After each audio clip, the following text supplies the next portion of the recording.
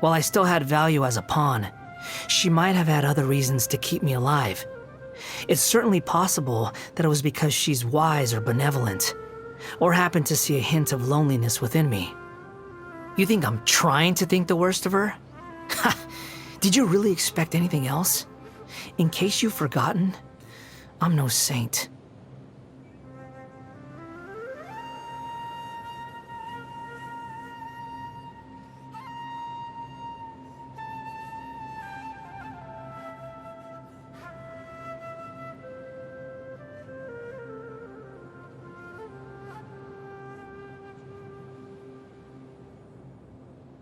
There's no need to exchange pleasantries. It's rather pathetic to force a conversation just to occupy silence.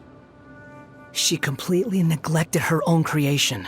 And to add insult to injury, she said it was because she couldn't bring herself to intervene in my fate.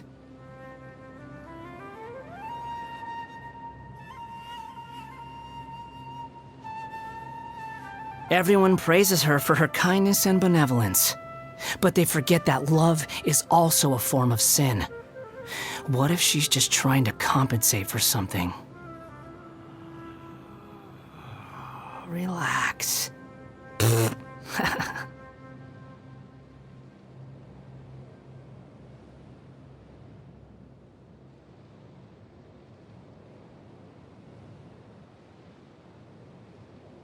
The Jester is a survivor of Conria. Besides that singular fact, I know very little about him, and never had any kind of close association with him. He seems to want something from me, though. In the past, he assigned to me many important tasks, including a number of trips to the Abyss.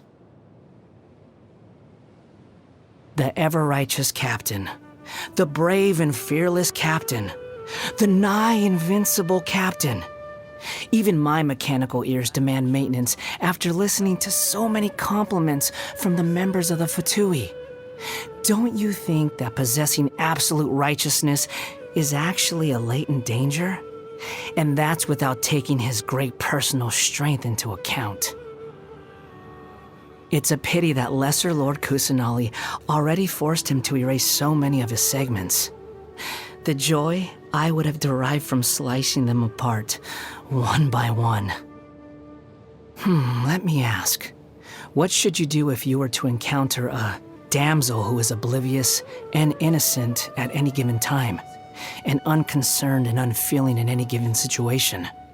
If it were me, I could at least challenge her to a fight.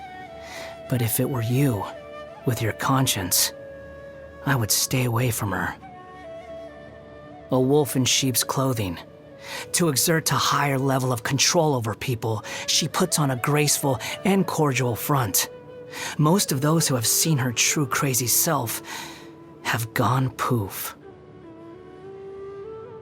Only someone as dense as Child would think the rooster is looking after him and his family out of the goodness of his heart. Although the mayor has indeed done a number of things for their benefit, anyone with a brain would be able to tell that the underlying meaning is, your entire family is in my hands.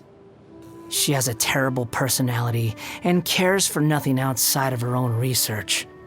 But even with that amount of dedication, she still produced a copious amount of garbage and could only secure a ranking that's still one whole place beneath my own. How pitiful. Oh, the 9th rank guy. He's obsessed with the idea of fair exchange, to the point of wanting to overthrow the natural imbalance between gods and humans. But I guess it's just how ordinary mortals are like. It's easy for them to come up with pointless delusions. Honestly, it's nothing worth writing home about.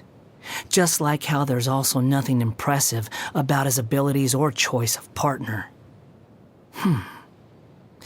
Anyone who chooses to work closely with a doctor is sure to meet a nasty end.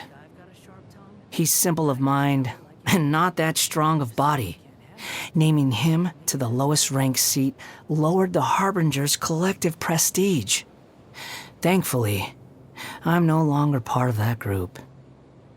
Nothing remained in her ashes. I have no interest in those who have lost their future. A smooth-talking yokai. Though she pretends to care about humans to gain the favor of her god, all she seeks are entertaining ways to pass her time. You speak of the descendant of the Kaitahara clan? Then isn't he... Wait, he also possesses an animo vision? And even managed to take on the Raiden Shogun's Muso no Hirotachi?